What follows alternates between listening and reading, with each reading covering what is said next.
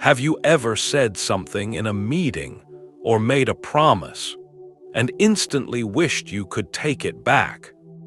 We've all been there, that sinking feeling, when your words feel like an arrow you can't pull back. But imagine if you could master that impulse. Imagine if every word you spoke was a choice, not a reflex, reflecting true wisdom and inner peace. That's exactly what we're diving into. 6 things a wise person, guided by Stoic philosophy, never says. This isn't just about communication, it's about reclaiming your inner strength. The first lesson begins with the most common trap of the intellect, the trap of the know-it-all. This is the very first, and perhaps most difficult, thing a wise person understands they must never do. They do not turn their knowledge into a performance. Let me tell you a story. Picture a man named John. John is, by all accounts, brilliant. He's an exceptional programmer, perhaps the most talented on his team. He knows it, and everyone else knows it too. But in every meeting, John has one unspoken goal: to prove beyond a shadow of a doubt that he is the smartest person in the room. Imagine the scene. A colleague, maybe a junior developer, is nervously presenting a new idea. They are on their second slide, outlining a potential approach. Before they can even finish their sentence, John interrupts. "That won't work," he'll say, leaning back. "The latency from that API call will create a bottleneck. What you should be looking at is a different architecture entirely." And he will then proceed to use a string of complex jargon and technical terms that leaves half the room confused and the other half intimidated. He corrects people in casual conversation. He finishes their sentences for them impatiently. He sighs just loud enough to be heard when someone suggests an idea he finds basic. What happens at first? People are impressed. They admire his sharp mind. "John is a genius," they say to each other by the coffee machine. But what happens after a few weeks of this? What happens after a few months? The admiration turns into caution. The caution turns into silence. And the silence, it turns into avoidance. People stop bringing their new ideas to the table. That junior developer who was cut off, he won't speak up again for 6 months. The creative energy in the room, the collaborative spark, it flatlines. Why? Because nobody wants to be the target of John's intellect. Nobody wants to be made to feel small, to feel foolish, just for trying. Slowly, people start to work around John. They don't invite him to the initial brainstorming sessions. They forget to include him on the email chain. He's an island of intelligence that no one wants to visit. Now, here is the tragedy of this story. John wins every single argument. He is, technically, right almost all the time. But he loses something far more important. He loses the trust, the respect, and the human connection of his colleagues. He has proven he is smart, but he has failed to be wise. His team, which should be a collaborative garden, has become a toxic, silent environment, all because one person's ego demands to be constantly fed. This is the mirror moment. We have to pause and ask the difficult question: why does John do this? Is it because he is truly confident? No, it's the exact opposite. This kind of boasting, this desperate need to be right, does not come from a place of strength. It comes from a place of deep, profound insecurity. It is a cry for external validation. Think of it this way. John's entire identity is so wrapped up in being the smart one that any idea that isn't his feels like a threat. Any challenge to his knowledge, however small, feels like a personal attack. His ego is fragile. It's a house of cards that he must protect at all costs. And so, he uses his knowledge not as a tool to build, but as a weapon to defend. He uses it to create distance, not connection, to elevate himself by pushing others down. Have you ever met a John? Or in your most honest, quiet moments, have you ever been John? Have you ever felt that itch in a conversation? That burning urge to interrupt, to correct, to show everyone in the room that you know the real answer. It's a powerful temptation. The ego loves the spotlight. But the Stoics teach us that true wisdom is quiet. It doesn't need to announce itself. It doesn't need to perform or wear a costume. The cost of this performance is immense. John has closed himself off to the most important part of growth, learning from others.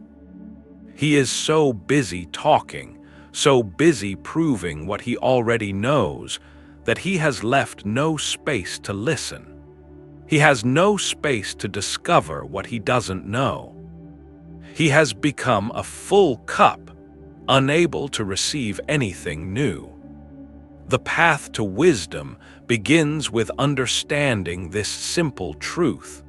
Your knowledge is meant to serve the community, not to prop up your ego. It's a tool for collaboration, for lifting others up, for solving problems together.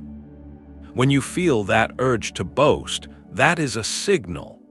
It's your ego flaring up, seeking validation.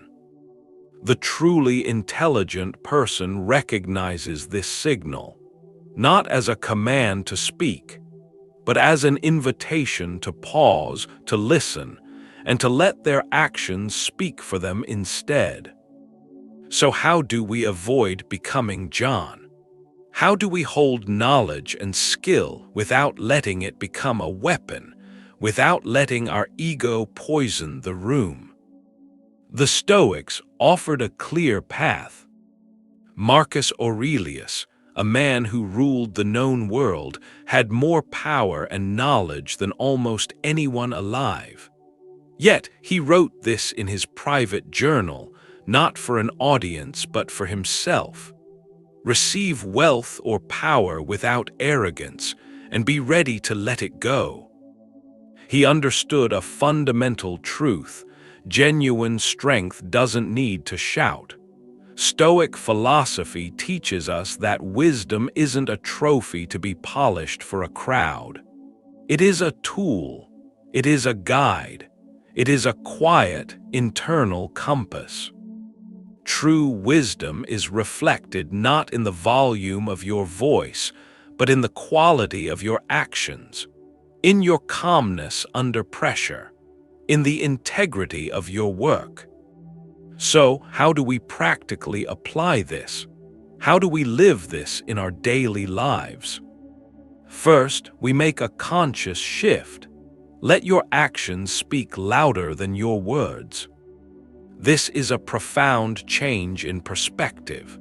Instead of telling your team that you are a good leader, be a good leader. Show up for them. Listen to their concerns. Remove obstacles from their path. When you do this, you will never have to tell them you are a good leader. They will know it. Instead of telling everyone at the table how smart you are, Use that intelligence to solve the problem everyone else is stuck on.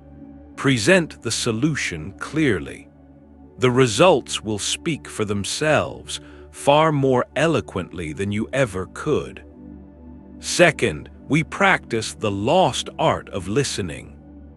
When you truly listen, not just waiting for your turn to talk, but listening to understand, you do two profound things. One, you almost always learn something new. And two, you show respect. You make the other person feel validated and seen. That simple, quiet act builds the very connection that John's boasting destroyed. But I know what many of you are thinking right now. It's a fair, logical, and very important question. This is all sounds very noble, you might be thinking, but I live in the real world. I have a performance review next month. If I don't talk about my accomplishments, how will my boss ever know? If I don't showcase my knowledge, how will I ever get promoted? I can't just be silent. I've worked too hard and I will be overlooked. This is, perhaps, the most important distinction we will make in this entire video. This is the sharp, fine line between humility and self-sabotage. Let me be absolutely clear. Stoic philosophy does not ask you to self-destruct. It does not ask you to hide your value. It does not ask you to become a doormat and let others take credit for your work. That is not wisdom. That is foolishness. The difference, the entire difference, lies in one word: intention. We must learn to separate two very different acts, boasting and asserting your value. What is the difference? The motive. Boasting, the trap that John fell into, is about the ego. Its fuel is insecurity. Its goal is external validation. It is a performance. Boasting says, "Look at me. Look how smart I am. Admire me." When you boast, you make the conversation about your identity. You are positioning yourself above others. It is, at its core, competitive. Asserting your value is about the contribution. Its fuel is fact. Its goal is clarity, alignment, and progress. Asserting your value says, "Here is the work I did, and here is the result it produced for the team. Here is the data." It's not about your identity, it's about the work. It is, at its core, collaborative. Let's make this tangible, practical. Boasting sounds like this: "I'm the only one on the team who knew how to fix the server crash. I guess I'm just on another level." Asserting your value sounds like this: "In my weekly update, I identified the root cause of the server crash as a memory leak and deployed a patch, which has resulted in 99.9% uptime since. The team can now move forward on the new feature." Do you see the profound difference? One is an insecure plea for applause. The other is a calm, factual, and confident statement of contribution. When you go into your performance review, you don't say, "I'm clearly the most valuable person on this team." You say, "This quarter, I successfully mentored 3 junior developers, which has increased their code output by 40%. I also led the Alpha project, which I completed 2 weeks ahead of schedule and $10,000 under budget. Here is the data."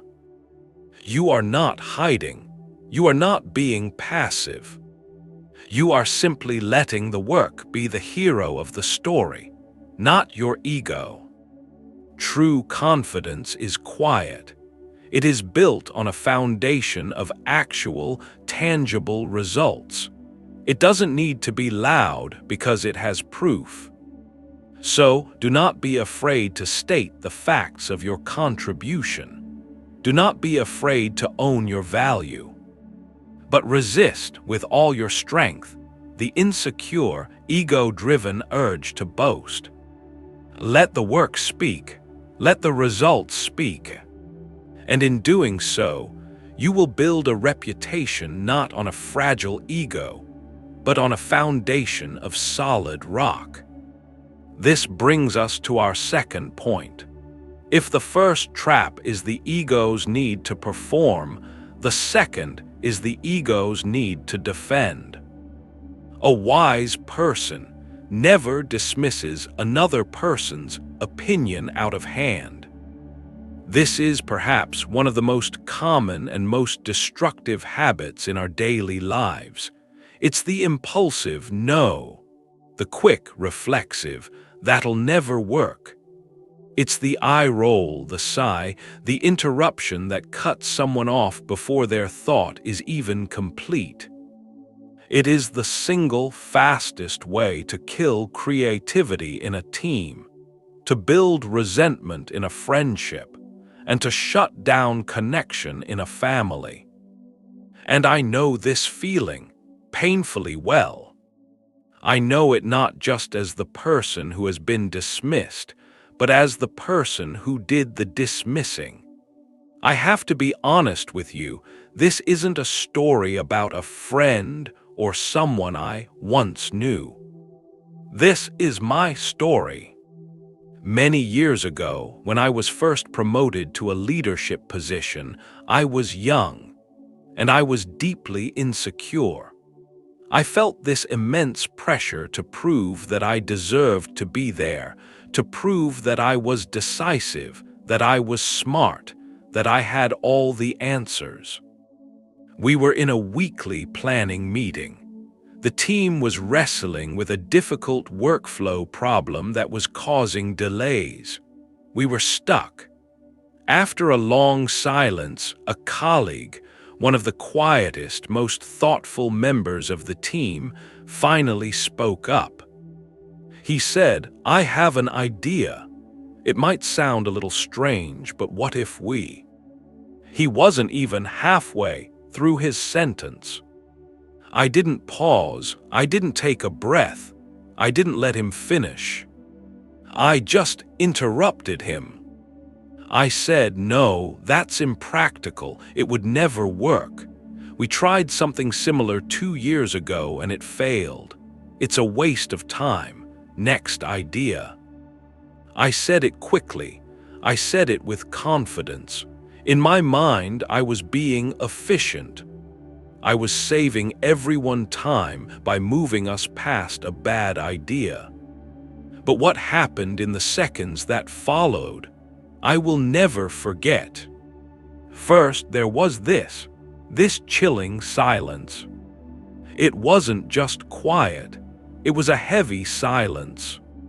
The colleague who had spoken, his face just shut down. He didn't argue. He didn't defend his idea. He just looked down at his notepad, slowly nodded, and physically recoiled into his chair. He didn't say another word for the rest of the meeting. And then I looked around the table. No one else would make eye contact with me. The creative, collaborative energy we had just moments before, it was gone.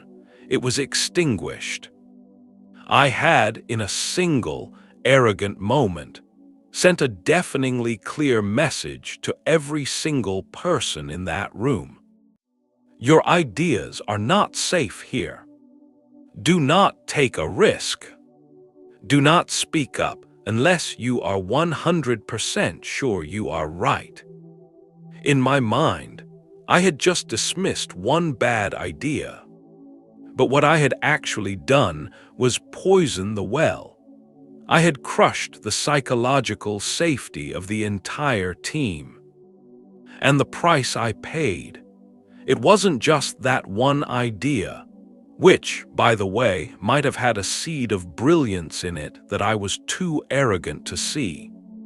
The price I paid was the collective willingness of my entire team to be vulnerable, to be creative, to collaborate. It was a terrible mistake, and it took months to even begin to repair that trust. So why do we do this? Why is our first impulse so often to attack an idea that isn't our own? Here's the truth. It often comes from a deep psychological trap called confirmation bias. We don't listen to understand. We listen to reply. From the moment the other person starts talking, we are sifting through their words, looking for two things: points we agree with and points we can attack. When my colleague's idea came out, it didn't match the solution I had already formulated in my head. Because it was different, my brain, in a fraction of a second, labeled it as wrong, or worse, as threatening. I wasn't listening to his idea. I was listening for its flaws. This is the ego again. The ego is terrified of being wrong. The ego operates on a very simple, very broken equation. I am right means I am safe. I am wrong means I am weak. When you dismiss someone's opinion out of hand, it is an act of self-preservation. It is an act of aggression driven by the ego's fear. You are not really saying, "Your idea is bad." You are in that moment saying, "Your idea makes me feel uncomfortable because it challenges my worldview, my authority, or the solution I already came up with." A wise person, a person practicing Stoic principles, understands this trap.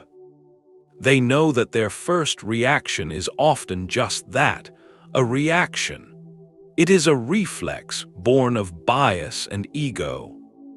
They know that true wisdom lies on the other side of that reaction. It lies in the pause. It lies in the simple, humble, and incredibly powerful act of listening, not to reply, but to truly understand. Because they know that the moment you think you know everything is the exact moment you stop learning anything at all. The Stoic philosophers had a simple, profound insight for this. Epictetus said, "We cannot learn what we think we already know." The moment I dismissed my colleague's idea, I was operating from a place of knowing. I thought I knew the answer, and in that moment I made learning impossible. I closed the door not only on his idea, but on my own growth. So here is the practical tool for you. This is the discipline. The next time you are in a conversation, and you feel that powerful, reflexive urge to interrupt, that itch to say no or that's wrong, I want you to pause. Just pause, take one breath. And instead of listening to reply, make a conscious choice to listen to understand. Instead of asking, "How can I prove this wrong?" ask yourself, "What is the seed of truth here? What is the value in this perspective that I am missing?" Ask a genuine question. "Help me understand your thinking on this." Or, "That's an interesting approach. Tell me more about how you see that working." Remember, listening does not mean agreeing. That is a critical distinction. You can listen with full, complete respect and still disagree. But when you give someone the dignity of being truly heard, you build a bridge of trust. And even if that specific idea isn't the final solution, you have kept the channel of creativity open. You have kept that person and their future ideas engaged in the conversation. But this leads us to the most important and perhaps most painful question in this entire discussion. Many of you have been listening to this and thinking, "That's fine. I am a good listener. I'm not the one interrupting." What happens when the problem isn't me? What happens when you are the one being dismissed? What happens when you are in a meeting and you are constantly interrupted and spoken over? What happens when you are dealing with a colleague or even a family member who seems to live in a world of their own making, who dismisses your reality, your feelings, your lived experience? What happens when you are the victim of a smear campaign, of lies and gossip, where your hard-earned reputation is being attacked? Does this philosophy, does being a Stoic, just mean you have to be quiet and take it? Does mastering your speech mean you become a doormat? Does it mean you must simply endure injustice in silence? This is the single greatest misunderstanding of Stoicism. And the answer is an absolute, unshakable no. The Stoics were not passive. They were generals, senators, emperors, and leaders. What they teach is not passivity. It is profound, strategic strength. Here is the truth. You cannot control what other people say. You cannot control their actions. You cannot use your logic to argue with someone who is being intentionally irrational. You cannot force them to see the truth. You cannot force them to be fair. All of that is outside of your control. And to try is to waste your life, your energy, and your sanity. But you have absolute control over your boundaries. You have absolute control over what you will and will not accept. Stoic wisdom is not about passively absorbing poison. It is about protecting your inner citadel, your fortress of the mind. It means recognizing when a conversation is pointless. It means identifying when someone is arguing in bad faith. And it means you have the right to disengage. You do not have to attend every argument you are invited to. In that meeting, when you are interrupted, you don't have to shrink like my colleague did. You can pause, wait for them to finish, and say calmly and firmly, "As I was saying." Or you can be more direct. "I would appreciate the chance to finish my thought." You are not being emotional. You are not being aggressive. You are stating a boundary clearly and calmly. If you are dealing with a person who is irrational or toxic, you don't have to fix them. You can't. But you can limit your exposure. You can choose to set a hard boundary. "I am not willing to have this conversation if it involves shouting," or "I am not going to discuss this with you." And then you hold that line. You use your actions, not just your words, to enforce that boundary. In the case of a smear campaign, you do not have to get down in the mud with the person attacking you. That is what they want. They want your emotional reaction. Instead, you focus on your own actions, on your own integrity. You speak your truth, calmly to those who matter, and you let your character, built over years, be the ultimate defense against lies that were built in a day. Do not confuse inner peace with passivity. True Stoic peace is the strength to know what you cannot change, and the courage to change what you can. And that begins with the boundaries you set to protect your own mind. Do not waste your precious energy trying to fix them. Use that energy to build your fortress. This brings us to the third thing a wise person never does. We've talked about the trap of the ego in boasting and dismissing. Now, we must talk about the trap of powerlessness. A wise person never engages in purposeless complaining. I want you to be very clear on this. This is not about accepting injustice. This is not about staying silent in the face of true problems. We will talk about that. This is about the habit of complaining, the chronic, draining, pointless grumbling that solves nothing and costs everything. It is the act of turning yourself into a black cloud, walking through the hallways of your life, making everything you touch a little bit darker, a little bit heavier. Let's imagine another person. Let's call him Peter. Peter is a good person. He's a good colleague, a decent friend. He's not malicious. But Peter complains. He complains about everything. His day starts with a complaint about the traffic. It's just unbelievable today.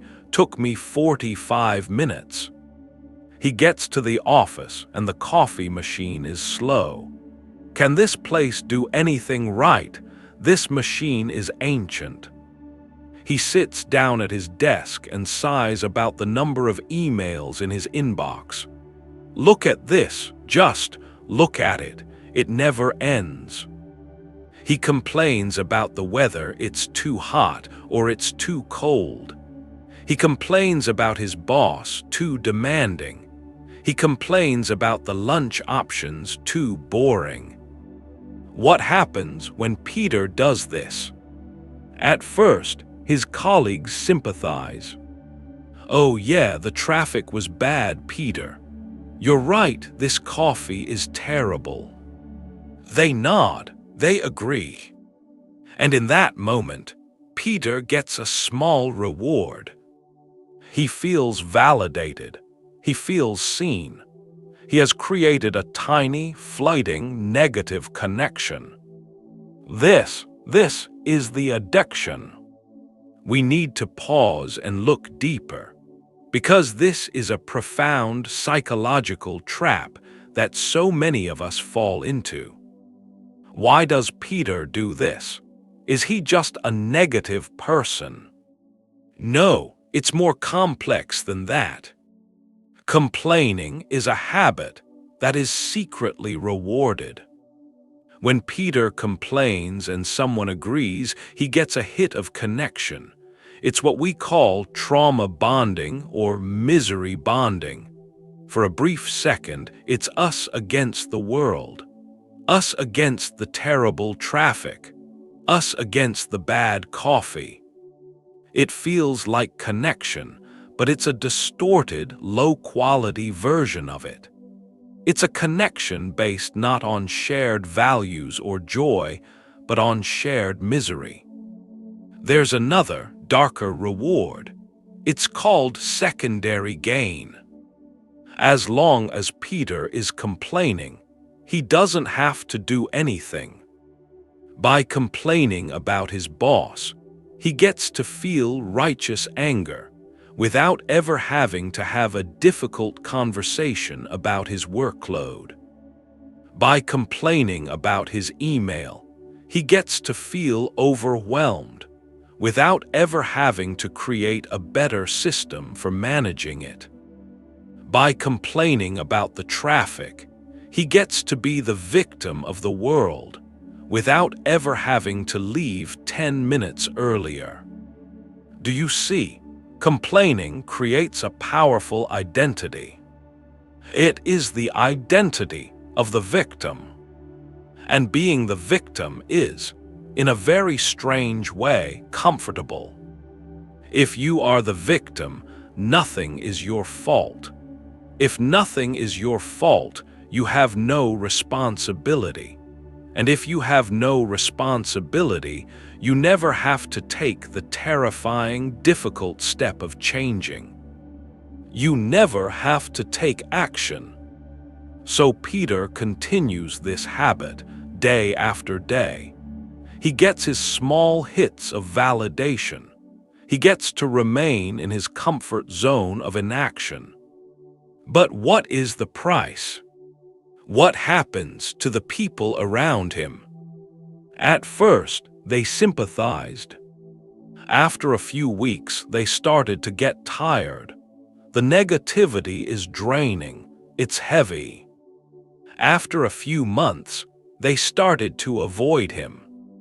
They see Peter coming toward the break room, and they suddenly remember they have an urgent call to make. They stop asking him, "How was your weekend?" because they know it will just unleash another 10-minute monologue about bad service at a restaurant or a new problem with his car. People stop inviting him to lunch, not because they dislike him, not because they are mean, but because they are exhausted, because they have to protect their own energy. And here is the tragedy of Peter. He complains, perhaps, because he feels disconnected. He wants to be heard. But the very act he uses to try and connect is the act that is pushing everyone away. The very habit he has developed to express his frustration is the habit that guarantees he will remain frustrated. He hasn't solved the traffic. He hasn't fixed the coffee. He hasn't improved his relationship with his boss. He has only accomplished one thing. He has made himself profoundly alone. This is the true cost of purposeless complaining. It solves nothing, and it costs you everything. So how do we break this cycle? How do we escape the trap of Peter, the prison of victimhood that we build for ourselves with our own words? The Stoics gave us the master key. It is the single most powerful, practical, and life-changing tool in their entire philosophy. It's called the dichotomy of control, or as many call it, the circle of control. It is a simple, piercing question you must ask yourself. And it is this: is the thing I am complaining about inside my control or outside of my control? That's it. That one question, applied with honesty, will change your life. Marcus Aurelius wrote it to himself over and over. You have power over your mind, not outside events. Realize this and you will find strength. This isn't just a nice quote. It is a diagnostic tool. Complaining about the traffic will not clear the roads. Complaining about the weather will not stop the rain. Complaining about another person's rudeness will not make them kind. These things are outside of your control, and every ounce of energy you spend complaining about them is energy you have wasted. It is power you have given away. Here is the truth. A wise person understands that purposeless complaining is a form of spiritual poison. You are drinking it, hoping the traffic will change. It doesn't work. For things outside of your control, the Stoic response is not complaining. It is acceptance. Acceptance is not weakness. It is not giving up. It is the calm, rational, powerful decision to not let your inner peace be destroyed by something you cannot change. You accept the rain, so you grab an umbrella. You accept the traffic, so you put on a podcast. You preserve your energy for the things that do matter. So that's the first half of the equation. If it's outside your control, you practice acceptance. But what about the second half? What if the thing you are complaining about is inside your control? What about Peter's boss? What about the overwhelming emails? What about the project that feels unfair? Here, the Stoic response is even more powerful. If it is inside your control, you must practice action. This is the great filter that separates a Peter from a person of wisdom. A complainer uses their words as an end. They complain to vent, to get that hit of validation, and then they are done. The problem remains. A wise person uses their words as a beginning. They use their words as the first step toward a solution. Let's make this incredibly practical. Let's run a scenario. Imagine your boss gives you what feels like an impossible deadline. The Peter response, the purposeless complaint, sounds like this. You go to a coworker, you sigh, you say, "Can you believe this? This deadline is insane. There's no way. He's totally out of touch. This is impossible." What have you accomplished? You got a little validation. Your coworker probably nodded and said, "Yeah, that's tough." And the deadline is still there. The problem is unsolved. All you did was spread your anxiety to someone else and dig yourself deeper into the victim identity. Now here is the Stoic response, the response of action. You feel that same frustration. You feel the stress.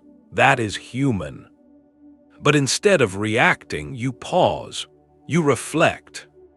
You ask the question, what part of this is in my control? The deadline itself? Maybe not. Your boss's mind? No. But your strategy, your communication, your actions? 100%. So you transform the energy of the complaint into the clarity of a proposal. You go back to your boss, not with a complaint, but with a calm, professional assessment. You say, "Thank you for trusting me with this. I've reviewed the timeline. To deliver this at the high standard of quality that we both expect, I see two paths. Path A, I can meet the Friday deadline, but I will need to deprioritize projects X and Y. Path B, I can deliver this and projects X and Y, but I will need an extension until next Tuesday. Which of those two paths works best for the company?" Do you see the difference? It is the difference between powerlessness and power. The complainer says, "This is impossible." The person of action says, "This is possible if." The complainer is a victim, waiting to be rescued. The person of action is a partner, co-creating the solution. The next time you feel a complaint rising in your throat, I want you to run this simple test. Pause, ask yourself, is this in my control? If the answer is no, Then take a breath and practice acceptance. Let it go, protect your peace. If the answer is yes, then transform that feeling. Transform the negative energy of the complaint into the positive, forward-moving energy of a plan. Stop telling people your problems. Start showing them your solutions. This is how you reclaim your power. This is how you stop being a victim of your life and start becoming the architect of it. This brings us to the fourth trap, a habit that seems harmless in the moment, but that slowly and systematically destroys the very foundation of all our relationships. A wise person never, ever makes an empty promise. A promise is a sacred thing. It is a spoken contract. It is a commitment not just to another person, but to your own character.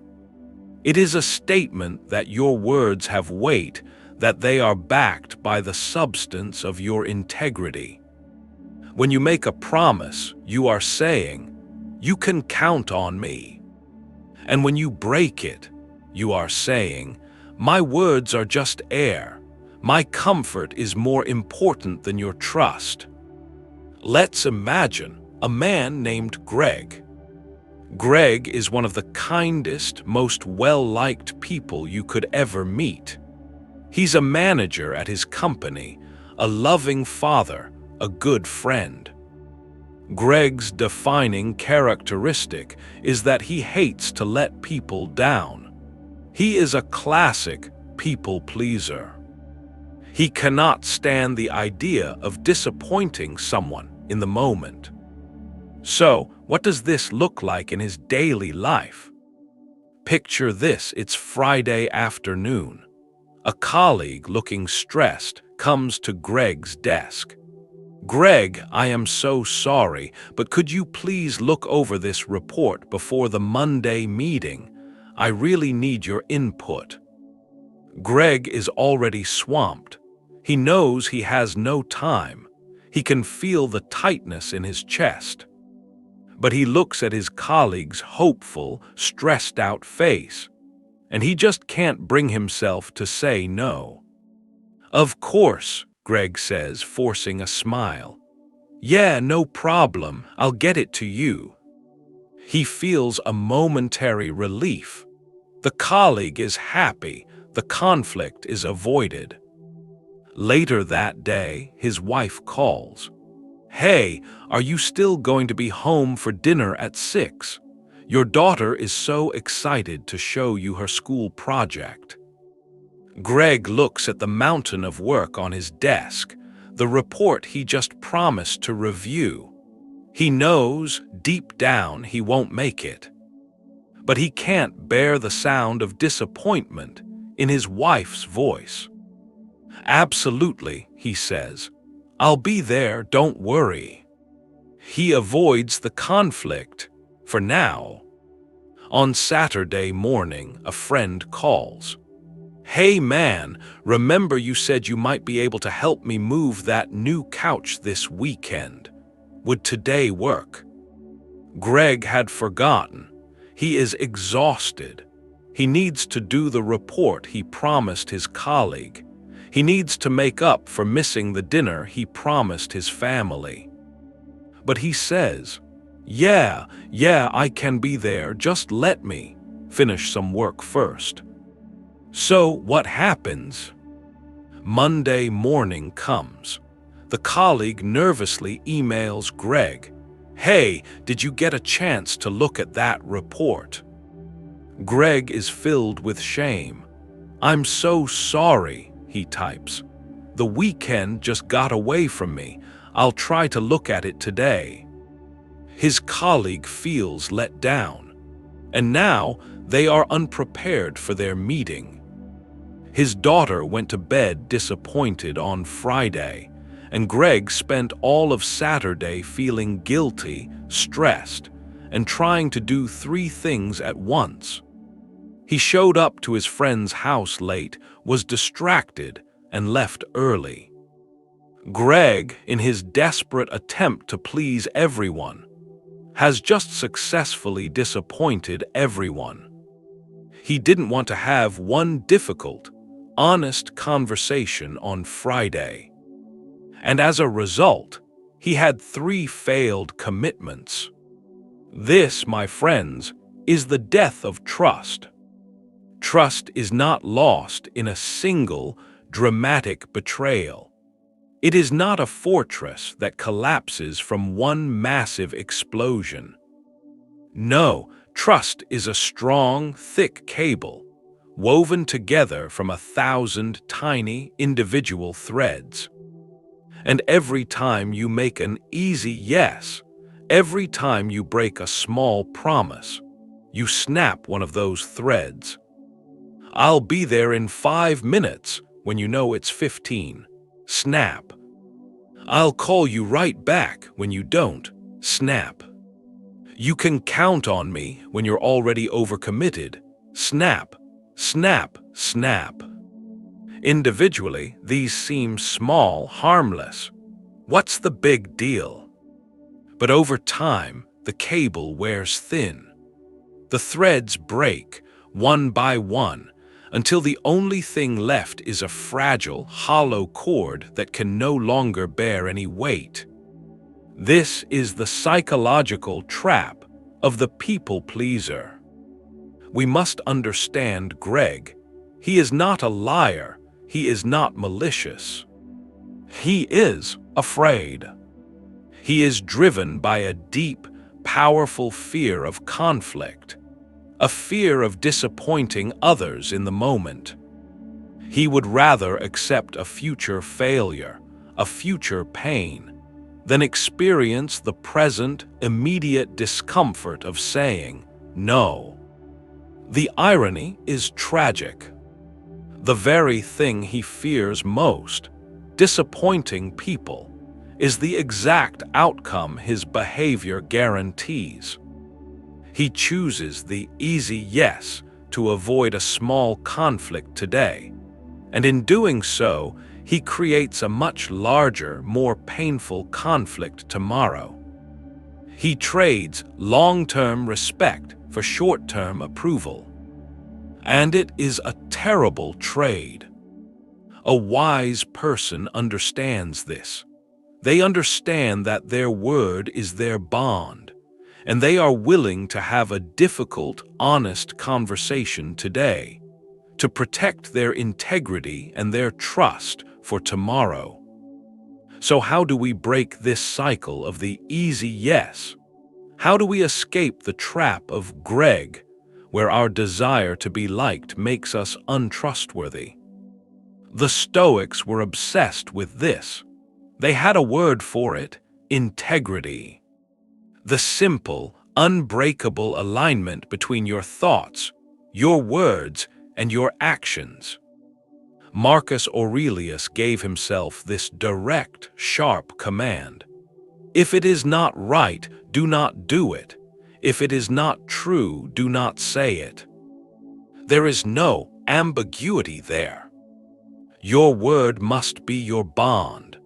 The consistency between what you say you will do and what you actually do is the foundation of your entire character.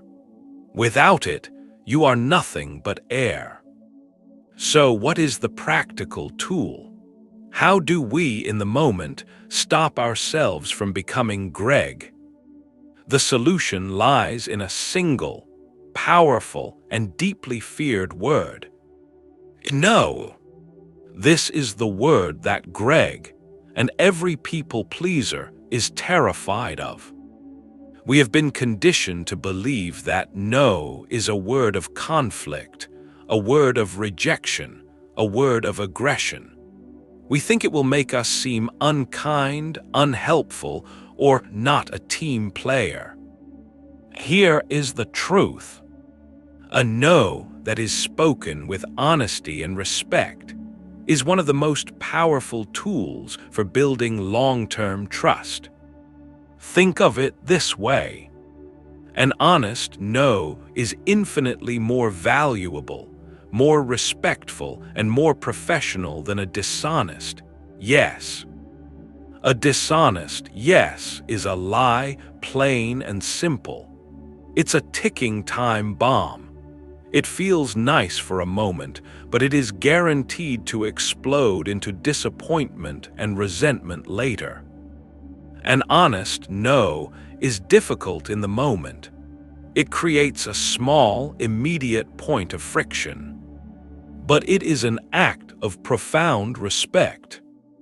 It respects the other person enough to tell them the truth, so they can make a new plan.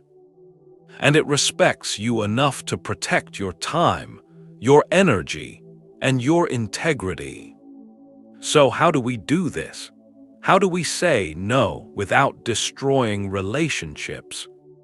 This is not about becoming a cold, unhelpful person. It is about becoming a reliable, trustworthy one. Here is how you do it. The next time someone asks you for a commitment, like Greg's colleague asking him to review the report, you must pause. Do not give an immediate, reflexive yes. Pause, take one breath, and in that 1-second pause, you must honestly ask yourself, do I have the time, the energy, and the intention to fulfill this promise with excellence?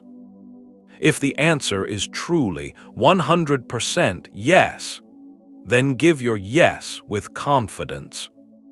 But if the answer is no, or maybe, or I don't know, then your answer must be no. But how you say it is everything. You don't just say no. Strategy 1. You say no to the task, not to the person. Instead of the easy yes, he gave his colleague, Greg could have said this. I understand this report is important, and I would genuinely like to help. Unfortunately, I am at full capacity right now, and I know I cannot give this the proper attention it deserves by Monday. Let's analyze this. It is kind. It is respectful. It validates the other person's need. But it is also crystal clear, honest, and firm. He isn't saying, I don't want to help you. He's saying, I am unable to do this task to the standard you need. This is an honest no. It might be disappointing for the colleague, but it is not a betrayal.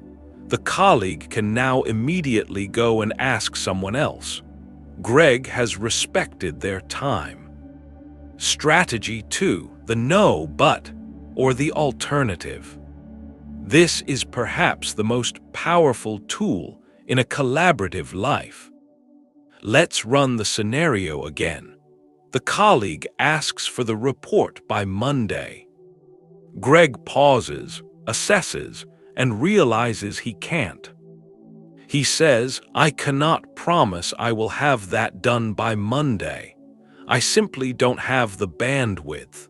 But what I can do is set aside 90 minutes on Tuesday morning to go through it with you page by page. Would that work for you? Look at what he has just done. He has protected his integrity by refusing to make a promise he can't keep. But he has also shown that he is a team player by offering a different, realistic solution. 9 times out of 10, the colleague will be grateful for the honesty and will gladly accept the new plan. This is how you turn a moment of potential conflict into a moment of trust building. Strategy 3. How to rebuild trust when it's already broken. What if you're already a Greg? What if you have a history of snapping those threads? You have to reverse the habit. The habit of the people pleaser is to overpromise and underdeliver. The habit of a person of integrity is to underpromise and overdeliver. This is your new discipline. The next time a colleague asks you to get them something by Friday, and you know it's going to be a tight squeeze, you do not say, "Sure, Friday it is." You pause, you assess, and you say, "To make sure I do this right, I will need until next Monday." You have just set a realistic, safe, achievable promise. You have underpromised. Then you work hard, you focus, and you deliver it to them on Friday afternoon. What have you just done? You have not only kept your promise, you have exceeded it. You have created a positive emotional experience. You have delivered delight, not disappointment. You have just taken a broken thread, and you have rewoven it, stronger than before. This is the power of the honest no. It is the word that gives your yes its true meaning.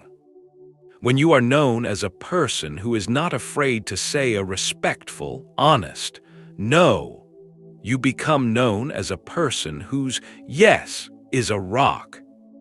It is a guarantee. It is a bond. That is not just communication. That is integrity. We come now to the fifth, and perhaps the most difficult lesson of all. It strikes at the very heart of our ego, at the armor we spend our entire lives building. A wise person does not deny their mistakes. It sounds so simple, doesn't it?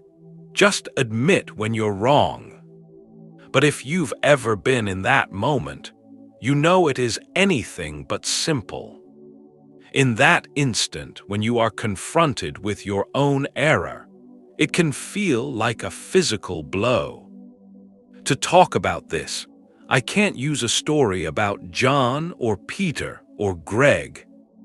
Like my story about dismissing my colleague this lesson, this was the most painful and the most transformative one for me to learn. This is the story of a time I failed. A few years ago, I was leading a major project. It was high pressure, the timeline was incredibly tight, and the entire leadership team was watching.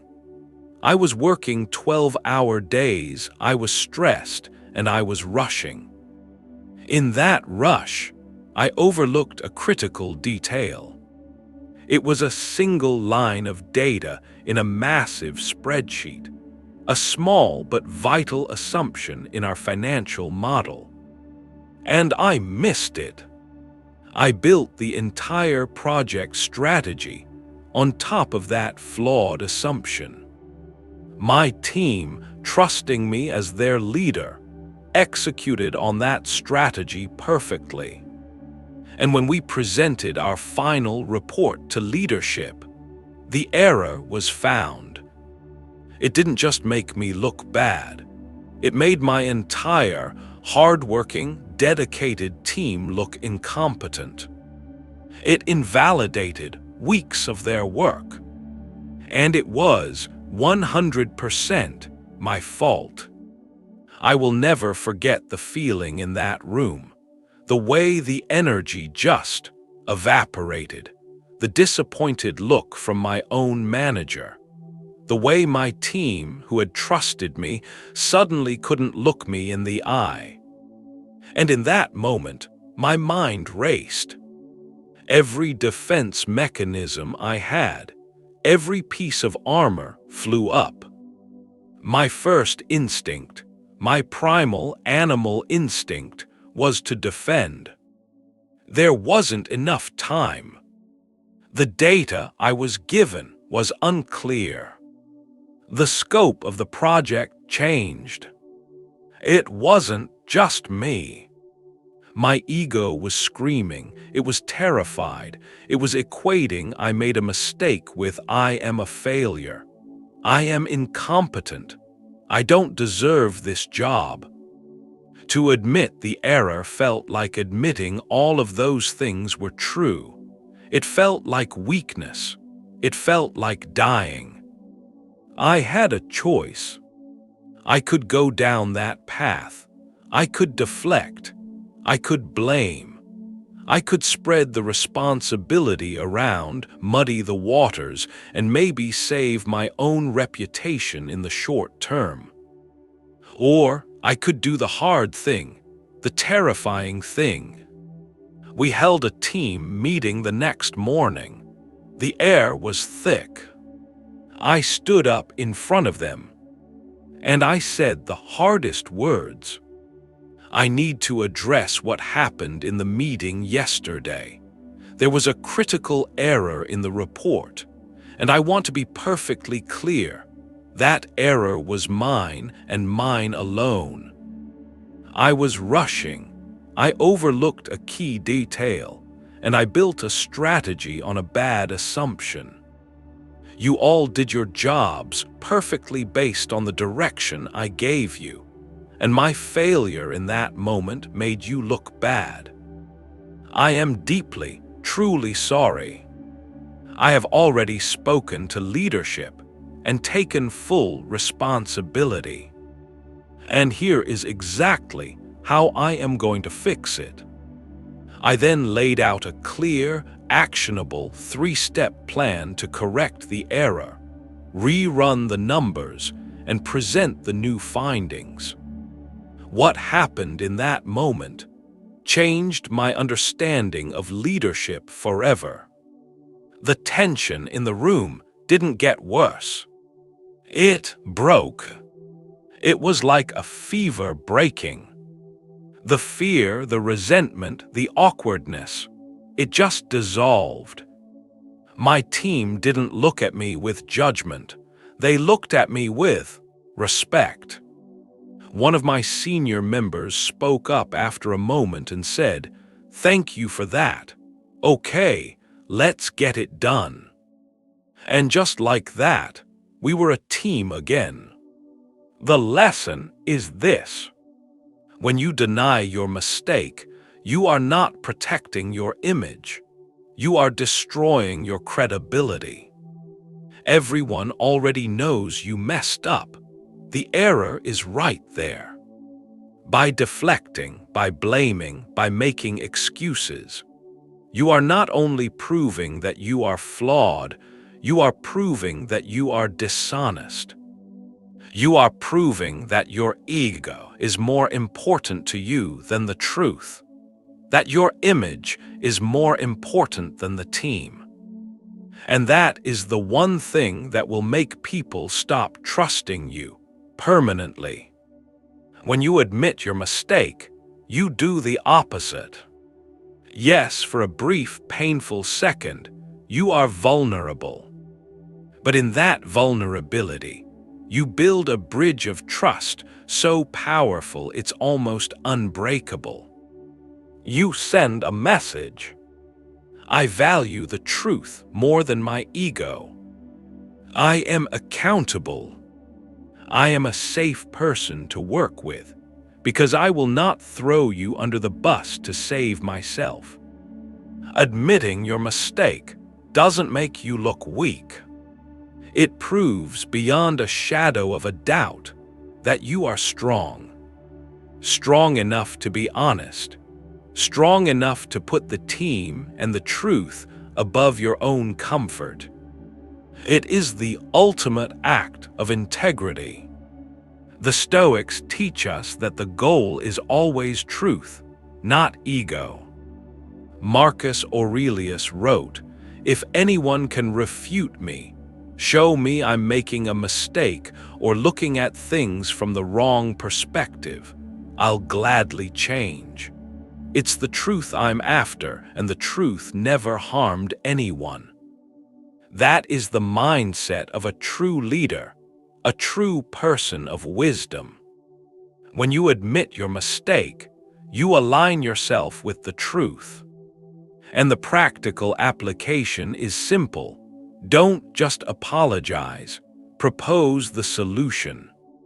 An apology without a plan is just another form of inaction. But an apology with a plan, that is accountability. I made this mistake. Here is how I am fixing it. That is what rebuilds trust. But just as we did with dismissing others, we have to address the inverse of this. We have to address the other side of the coin. We've just talked about the importance of owning your mistakes, of being honest about your work. But what happens when the opposite occurs? What happens when you do great work and someone else steals it? What happens when you share an idea in confidence and a colleague presents it as their own in the big meeting? What happens when you are the one who stays late, you are the one who does the work, and someone else higher up the chain quietly takes the credit for it? This is a deeply frustrating, infuriating, and all too common problem. It strikes at our core sense of justice. It feels like a profound violation. And our instinct, again, is to react with emotion, to lash out, to expose the thief, to create a public confrontation. So, what is the Stoic response to this? Again, it is not passivity, it is strategy. We must go back to the circle of control. What can you not control? You cannot ultimately control another person's lack of integrity. You cannot control their ambition, their insecurity, or their willingness to lie. The more you fixate on their character, the more you give them power over your own peace of mind. Your anger, your resentment, it doesn't harm them, it only poisons you. So, what can you control? 3 things. First, you can control your prevention. This is the practical, unemotional part. A wise person understands the world as it is, not just as they wish it would be. This means you must be strategic in how you communicate. You document your work. You create a paper trail. You send follow-up emails. Hi, colleague, just confirming the idea we discussed where I proposed X, Y, and Z. Glad you liked it. Let me know the next steps. You have now created a calm, professional, and time-stamped record of your contribution. This isn't about paranoia. It's about prudence. You don't have to be suspicious of everyone, but you must be professional in protecting your own work. Second, you can control your response.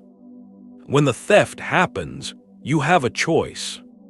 You can cause a public, emotional scene, which, in many corporate environments, will sadly make you look unstable, not them.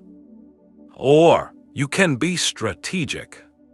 You can calmly and with supporting evidence go to the right person, your manager or their manager, not with an accusation but with a clarification. Not, he stole my idea. But I'm glad the team is moving forward on the Alpha project. I just want to make sure there isn't any confusion about its origin, as this was the project I submitted in my Q2 proposal. I've attached that email here. I'm excited to continue leading the work on it. You see, you are not being emotional. You are being factual. You are realigning the situation with the truth, with integrity, and with the evidence. And third, and this is the most important one, you can control the source of the ideas. A colleague can steal one idea, they can steal one project, but they cannot steal you. They cannot steal your mind. They cannot steal your creativity, your discipline, your ability to generate the next idea and the one after that. The person who steals is, by definition, empty. They must feed on the work of others. The person who creates is a fountain. They can take a cup of water, but they cannot steal the spring. So here is the Stoic truth. Do not let your anger over the one stolen idea stop you from creating the next 10. Do not let your resentment toward their lack of character poison your character. Protect your work, yes. Be strategic, yes.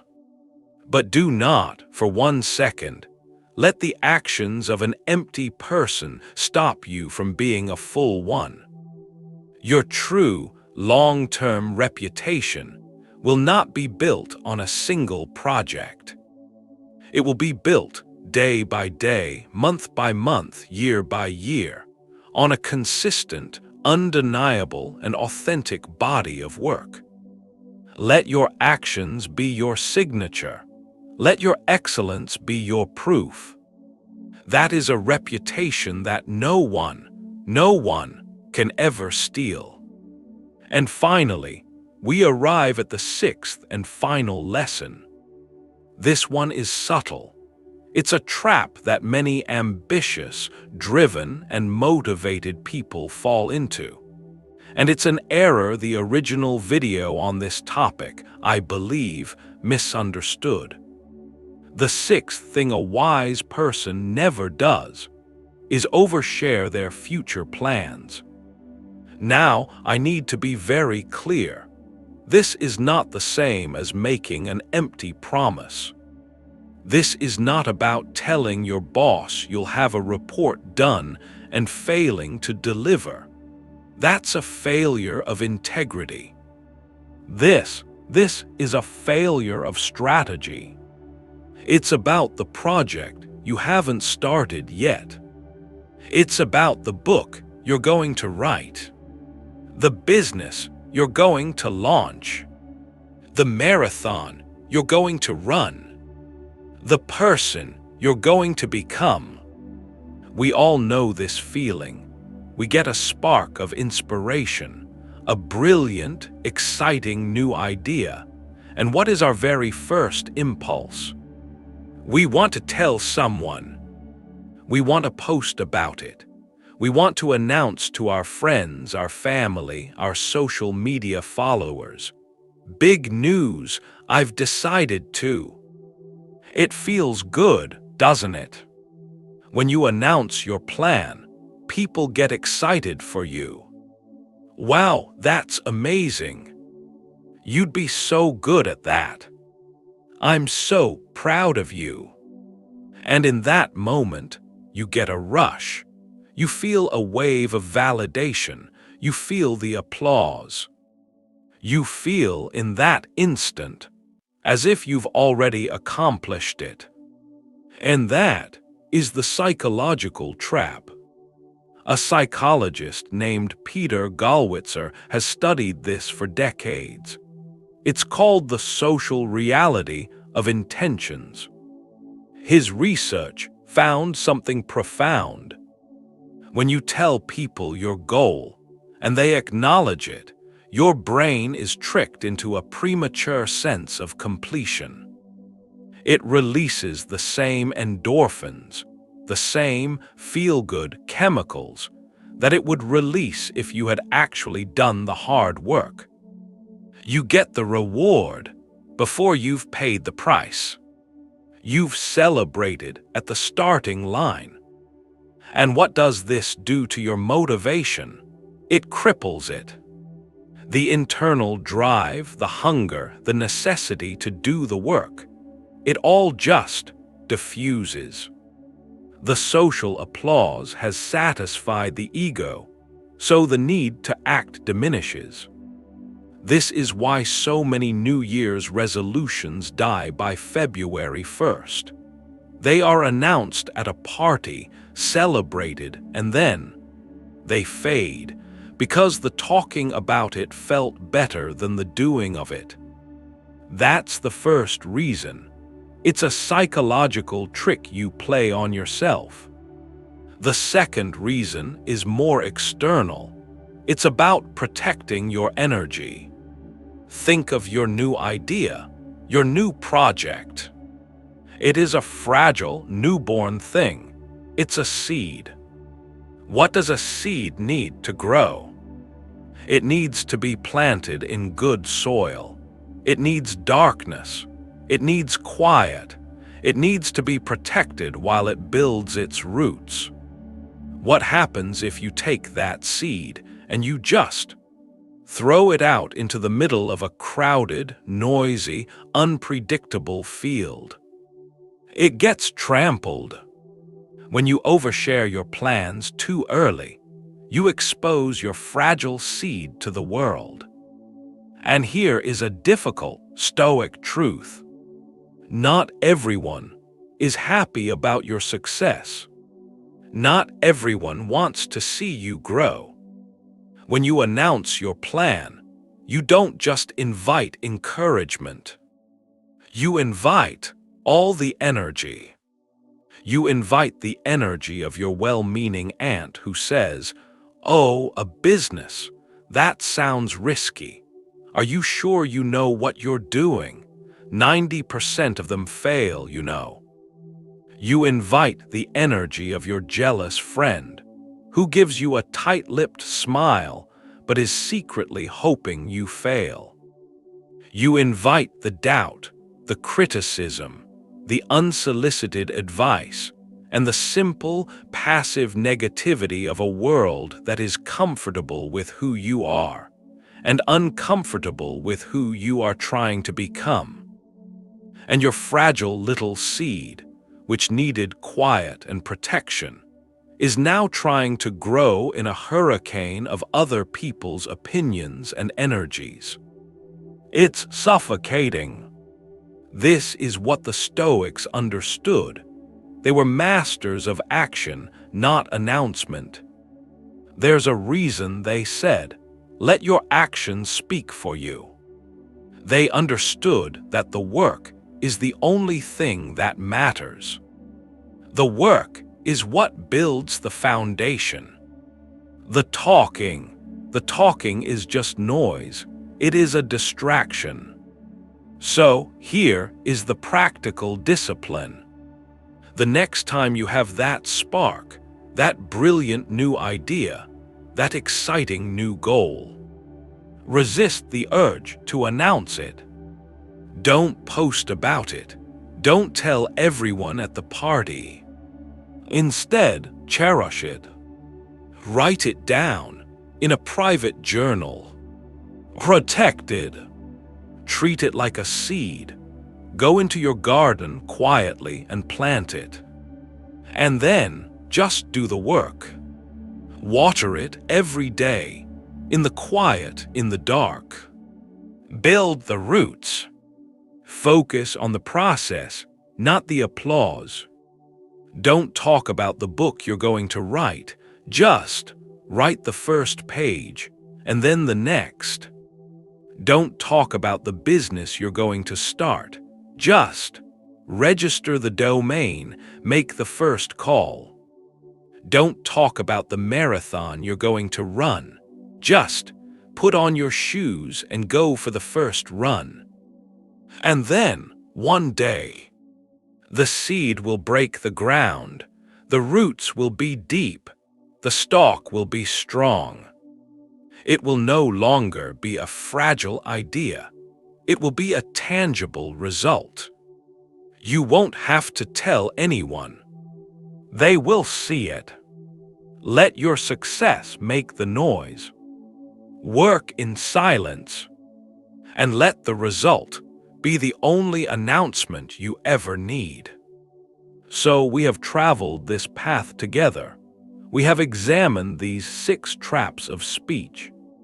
The 6 things a wise person strives to never say. We talked about the trap of boasting, the ego's insecure need to perform, and how to find strength in humble, confident action. We talked about the trap of dismissing others, the ego's fearful need to be right, and how to find wisdom in the courage to truly listen. We talked about purposeless complaining, the identity of the victim, and how to reclaim your power by focusing only on what you can control. We talked about empty promises, the people-pleaser's fear of conflict, and how to build unbreakable trust with the power of an honest no. We talked about denying your mistakes, the ego's terror of being flawed, and how to build profound strength and integrity by aligning with the truth. And finally, we talked about oversharing your plans, the trap of premature celebration, and the wisdom of working in quiet, protecting your energy, and letting your success make the noise. It's a long list, it's a difficult path. But as we come to the end, it is critical to understand one final truth. This journey, it is not about memorizing a list of don'ts. It is not about becoming a cold, silent, robotic person. It is not about walking on eggshells, terrified of saying the wrong thing. This entire philosophy can be distilled into one single, powerful shift. It is the shift from reflex to choice. It is about creating a single, powerful moment of space between what happens to you and how you respond. It is in that space that all your power lies. It is in that space that you stop being a reactor to the world, and you start becoming an architect of your life. Your words, when chosen with intention, are not just sounds. They are the tools you use to build your reality, to shape your character, and to define your relationships. And this brings us to the ultimate, highest level of this wisdom. Throughout this video, we have talked in detail about the things not to say. But the true lesson, the master-level skill that encapsulates all 6 of these lessons, is not about the words we avoid. It is about the intentional, powerful, and strategic use of silence. This is the meaning that so many people miss. We live in a world that is terrified of silence, a world of noise. We fill every empty space with chatter, with opinions, with notifications, with anything. We think that to be powerful, we must be loud. To be influential, we must be the one talking. The Stoics knew this was an illusion. They understood that the highest level of wisdom is not passive restraint. It is not just not boasting or not complaining. The highest level of wisdom is the active, strategic use of silence. What do I mean by this? Imagine you are in a high-stakes negotiation. The other side has just made an unreasonable, emotional demand. The reflexive response, to argue, to defend, to get emotional with them. The Stoic response. You pause, you look at them, you hold the space. You say nothing. This is not an empty, awkward silence. This is a charged, active silence. What happens? The person who is used to getting an emotional reaction is suddenly met with a calm, unbreakable wall. They get no emotional fuel from you. They become uncomfortable. And more often than not, they will start to talk themselves down. They will start to backpedal. They will start to fill the void you created, often negotiating against themselves. You won in that exchange, not by what you said, but by what you chose not to say. Think of it in this light. Silence is the ultimate tool of observation. When you are busy complaining like Peter, you cannot observe the solution. When you are busy boasting like John, you cannot observe the wisdom of others. But when you are silent, you can see everything. You can see the ego of the person across from you. You can see the fear behind their anger. You can see the true nature of the problem beneath all the noise. And this brings us to the most difficult scenario we discussed: the smear campaign, the attack on your character. Your primal instinct, your ego, screams at you to defend yourself, to reply to every comment, to post your side of the story, to fight back. But what does this do? Psychologically, by engaging with the lie, you are giving it energy. You are giving it oxygen. Your emotional reaction is the very fuel the attacker wants. Your defense, your anger. It confirms to them and to the world that they have hit you. They have affected you. They have power over you. The Stoic, strategic response is the most powerful and courageous one of all. It is strategic silence. It is the calm, conscious decision to not engage. It is not weakness. It is the ultimate display of strength. It is a silent declaration that says, "Your words do not define me. Your chaos cannot touch my peace. I know my own character, and I will not be dragged into the mud to debate it with someone who is committed to misunderstanding me." This kind of silence is a weapon. It starves the fire of its oxygen. It takes all the power from the attacker and holds it within your own inner citadel. It makes you unbothered, not because you don't care, but because you have chosen to place your focus on what is real, your own actions, your own integrity. It leaves the attacker screaming into a void. And in the end, the person who creates chaos and the person who remains calm. Which one do you think the world will ultimately trust? This is the true power. It is the silence to listen instead of dismissing. It is the silence to reflect instead of complaining. It is the silence to pause instead of making an easy, empty promise.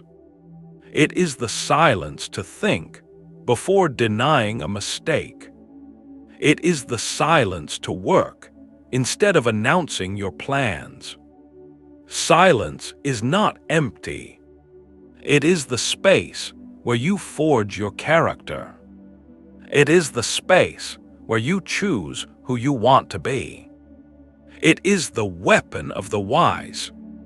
If you are still here, if you have watched this far through all 6 of these lessons, that tells me something important about you. It tells me you are not just a passive viewer. You are not just looking for quick entertainment or a simple life hack. You are on a path.